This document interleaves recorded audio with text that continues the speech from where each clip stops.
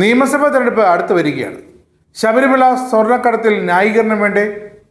N വാസുവിനെയും A പത്മകുമാറിനെയും CPM തള്ളിപ്പറയാനോ suspend ചെയ്യാനോ ഇതേവരെ തയ്യാറായിട്ടുമില്ല. അപ്പോൾ എന്ത് ചെയ്യും?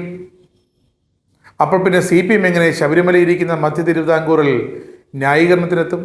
അങ്ങനെ AKG സെൻട്രൽ കവടി നിരത്തി നോക്കിയപ്പോൾ കണ്ടത് മധ്യ തിരുവിതാംകൂറിൽ സ്വർണ്ണക്കൊള്ളയെ ന്യായീകരിക്കാനുള്ള ആ യോഗം ഉത്തമൻ ജോസ് കെ മാണി തന്നെയാണ്. ആ ഉത്തരവാദിത്വം ജോസ് കെ മാണിയുടെ തലയിൽ കൈയോടെ കെട്ടിവെച്ച് ഇടതു മുന്നണി കൈയൊഴിയുകയും ചെയ്തു.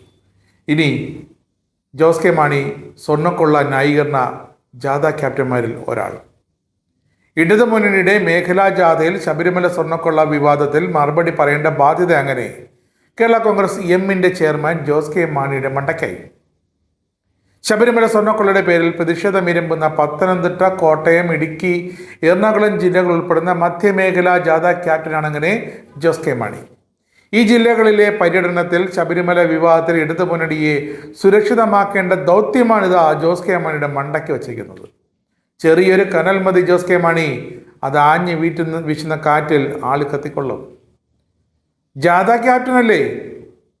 സ്വർണ്ണക്കൊള്ള വിവാദം അതുതന്നെയാണ് കേരള കോൺഗ്രസ് എമ്മിനെ പ്രതിസന്ധിയിലാക്കുന്നത്. ഫെബ്രുവരി 1 മുതൽ 15 വരെയാണ് LDFിൻ്റെ മേഖലാ ജാഥകൾ നടക്കുന്നത്. 3 മേഖലകളായി നടത്തുന്ന ജാഥയിൽ ജോസ് കെ മാണിയെ കൂടാതെ CPMൻ്റെ സംസ്ഥാന സെക്രട്ടറി MV ഗോവിന്ദനും CPI സംസ്ഥാന സെക്രട്ടറി ബിനോയ് വിശ്വവുമാണ് മറ്റ് 2 ക്യാപ്റ്റന്മാർ. അവർ രണ്ടും ന്യായീകരിക്കുന്നത് പോലെയല്ല ശബരിമല ഇരിക്കുന്ന പ്രദേശത്ത് വന്ന് ജോസ് കെ മാണി ന്യായീകരിക്കേണ്ടത്. ശബരിമല സ്വർണ്ണ വിവാദത്തിൻ്റെ പേരിൽ ഏറ്റവും കൂടുതൽ പ്രതിഷേധമുയർന്ന ജില്ലകളിൽ മറുപടി പറയാൻ അങ്ങനെ ജോസ് കെ മാണി നിയോഗിച്ചതിൽ കേരള കോൺഗ്രസ് എമ്മിന് വലിയ അമർഷമാണ്. സ്വർണ്ണക്കൊള്ളക്കേസിൽ അറസ്റ്റിലായ CPMൻ്റെ മുതിർന്ന നേതാക്കളായ എ പത്മകുമാറിനും N വാസുവിനുമെതിരെ CPM ഇതുവരെ നടപടി സ്വീകരിച്ചിട്ടില്ല. അവർക്ക് ജാമ്യവും കിട്ടിയിട്ടില്ല.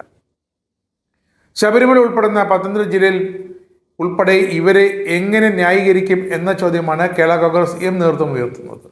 മാത്രമല്ല ശബരിമല സ്ഥിതി ചെയ്യുന്ന റാന്നി നിയോജക മണ്ഡലത്തിൻ്റെ പ്രതിനിധി കേരള കോൺഗ്രസ് എമ്മിൻ്റെ പ്രതിനിധി പ്രമോദ് നാരായണനാണ്. എരുമേലി ഉൾപ്പെടുന്ന പൂഞ്ഞാർ നിയോജക മണ്ഡലത്തിൻ്റെ MLA കേരള കോൺഗ്രസ് എമ്മിൻ്റെ സെബാസ്റ്റ്യൻ കുളത്തുങ്കലും. ശബരിമല സ്ത്രീ പ്രവേശന വിഷയത്തിലടക്കം ശക്തമായ നിലപാട് സ്വീകരിച്ച NSSൻ്റെ ആസ്ഥാനം സ്ഥിതി ചെയ്യുന്ന ചങ്ങനാശ്ശേരി നിയോജക മണ്ഡലത്തിൽ പാർട്ടി പ്രതിനിധി ജോബ് മൈക്കിളാണ് നിയമസഭാംഗം. അപ്പോൾ പിന്നെ ജോസ് കെ മാണിക്കെല്ലാം എളുപ്പമായി. കഴിഞ്ഞ പഞ്ചായത്ത് തെരഞ്ഞെടുപ്പിലെ കണക്കനുസരിച്ച് ഈ 3 നിയോജക മണ്ഡലങ്ങളിലും ഇടതു മുന്നണി വളരെ പിന്നോക്കം പോയിരുന്നു. കേരള കോൺഗ്രസ് എമ്മിന് വലിയ തിരിച്ചടിയാണ് ഈ മണ്ഡലങ്ങളിൽ നേരിട്ടത്.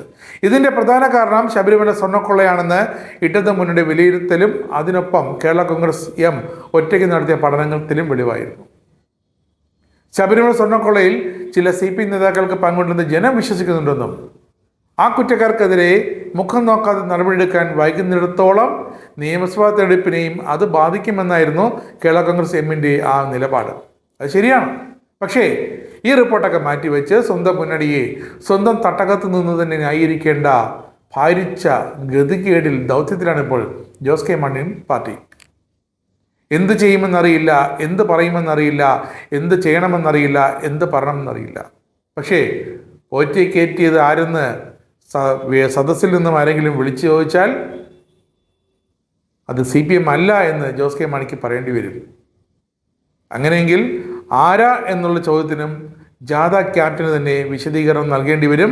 ശബരിമല സ്ഥിതി ചെയ്യുന്ന റാന്നി നിയോജക മണ്ഡലത്തിലടക്കം എന്ത് ചെയ്യും, എന്ത് പറയും, എന്തൊക്കെ പറയാം, എന്തൊക്കെ പറയാൻ പാടില്ല എന്ന ഗവേഷണത്തിലാണ് ഇപ്പോൾ ജോസ് കെ മാണിയും കേരള കോൺഗ്രസ് എമ്മിൻ്റെ നേതാക്കളും.